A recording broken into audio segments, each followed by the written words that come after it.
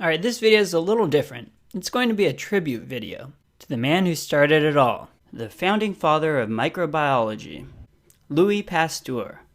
The species we're going to cover is Pasteurella multocida.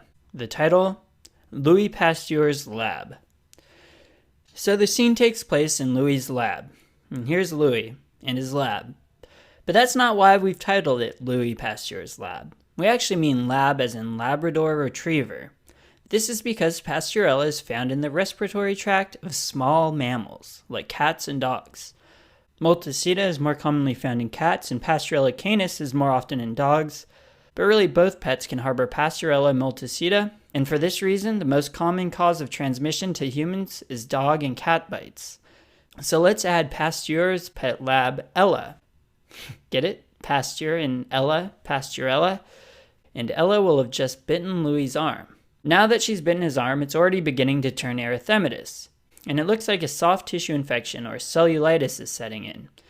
We're showing it happening immediately after the bite, but generally it occurs within the first 24 hours. Of course, soft tissue infections can be relatively benign, but there is the possibility of it developing into a necrotizing fasciitis, or more commonly the possibility that the infection may spread to the bone, causing osteomyelitis. To represent osteomyelitis, we'll use our fishbone symbol, which is our recurring symbol, and we'll have Pasteur holding the fish bones and teasing the dog with them. I guess you kind of deserve to get bit. So Pasteurella can also cause lymphadenopathy and spread systemically, but generally this only occurs in people who have predisposing conditions, like liver disease or COPD. So we didn't really think this was high yield enough to bother remembering. The main associations you should remember are cellulitis and osteomyelitis after dog or cat bites. Okay, we're done with the clinical features. We knocked those out first. Now let's get to the microbiology and lab features of Pasteurella. So first, it's catalase positive. So we'll add our catalase cat here.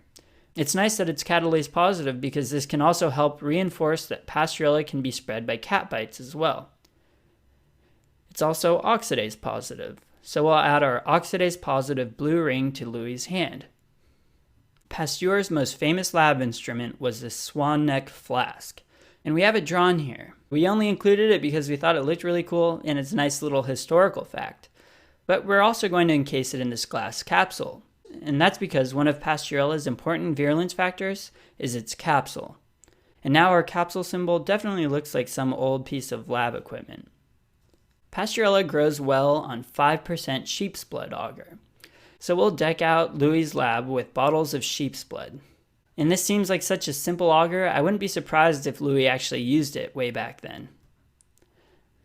When observed under light microscopy, Pasteurella is said to demonstrate bipolar staining, or safety pin staining, which means it takes up stain most readily at its two ends.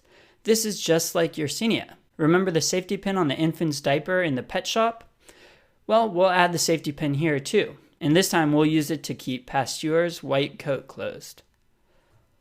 The empiric treatment for Pasteurella is extremely simple. It's penicillin. We'll add a couple penicillin pencils here to help you remember that. In addition, you may want to use a beta-lactamase inhibitor to help prevent resistance.